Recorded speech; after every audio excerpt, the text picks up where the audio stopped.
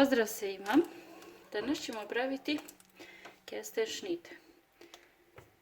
Krećemo od toga što prvo pripremimo piškotu. 4 belanca ćemo penasto umutiti, ali prije toga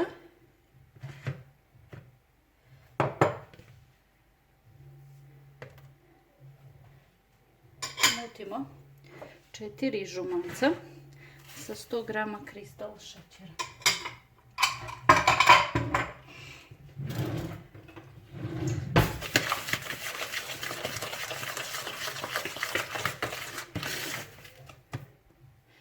Kada smo umutili žumanca, vi naravno možete mikserom, možete ovako kao ja, meni je uvijek nekako ovako draže i lakše.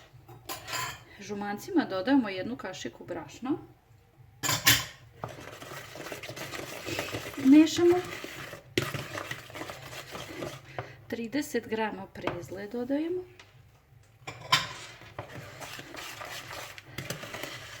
Mešamo dalje.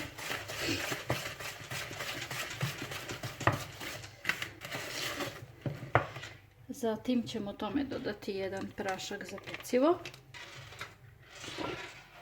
2 štangle sitno naribane čokolade.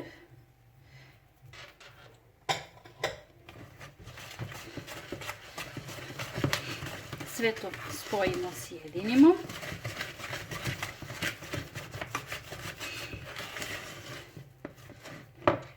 I dodamo još 100 g prepraženih i mlevenih lešnika. Naravno možete koristiti orahe, bademe, šta imate ili šta vam je na kraju krajeva povoljnije.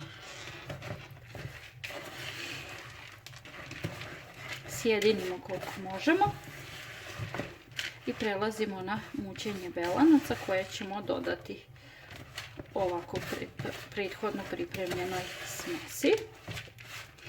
Rernu uključujemo na 200 stepeni da bude zagrejana i na 200 stepeni ćemo i peći našu piškotu. Idemo sada izmutiti belanca. Umućena belanca dodajemo smesi od žumanaca, lešnika i svega ostalog finog što smo ovdje spojili.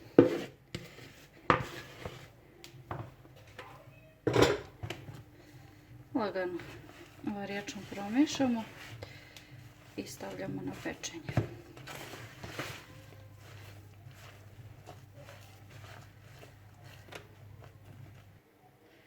Pripremljenu piškotu istresamo u tepsiju. Da li ćete je podmazati ili ćete staviti ovako ovaj maslan papir kao ja, skroz je svejedno.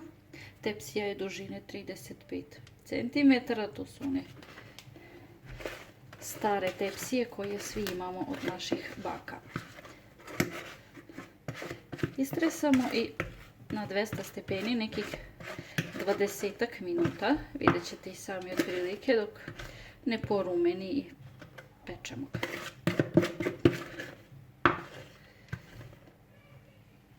Dok nam se piškota peče, mi ćemo mikserom umutiti 125 g putera ili margarina, šta već imate, kao i pola kile kesten pirea.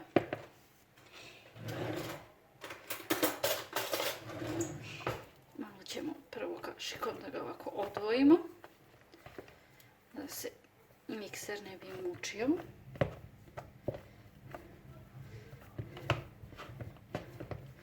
I sada ćemo ga lijepo izmiksati i sjediniti. Tu smo kesten pire spojili sa puterom. Izmešat ćemo, to je čvrsto umutiti 250 ml slatke pavlake. Ali znači izmutite baš da bude čvrsto.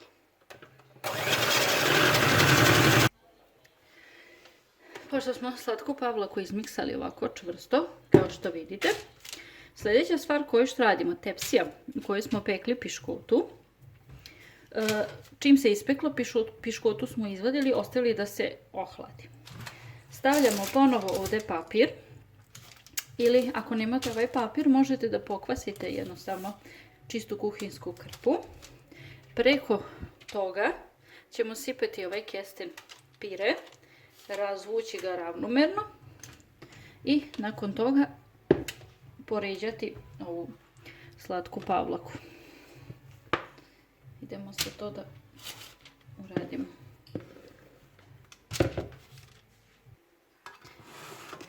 Kada sam razvukla kesten pire, preko toga stavljam slatku pavlaku. Lijepo je ravnomerno rasporedimo.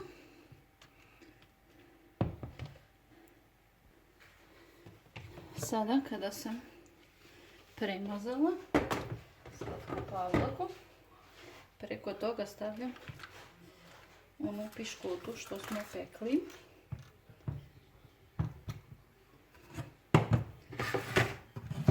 Kolač.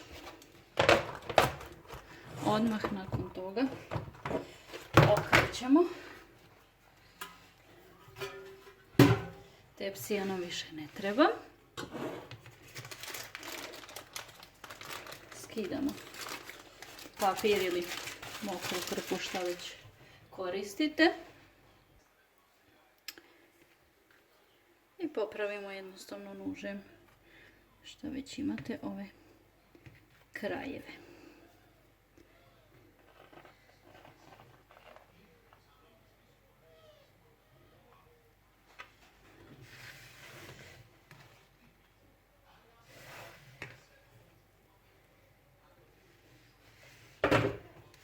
Ovo sada ide u frižider na hlađenje. Ja ću još samo otopiti ovdje 100 grama čokolade sa 1 decilitrom slatke pavlake i napraviti taj glazuru. E sada, ukoliko vama treba varijanta torte, vi jednostavno možete još ukrasiti gore šlagom. Kod mene će da bude varijanta kolača, znači samo glazura i hlađenje. Sada još idemo samo rastopiti, znači ne treba da vri, jednostavno samo da ga otopimo i sjedinimo. Prelijemo naše kesten šnite i kolač je gotov. Sada kada smo stavili glazuru, naše kesten šnite izgledaju ovako. Ukoliko vam se sviđa ovaj video, naravno zapratite Aninu kuhinjicu. Do sljedećeg videa, puno pozdrava!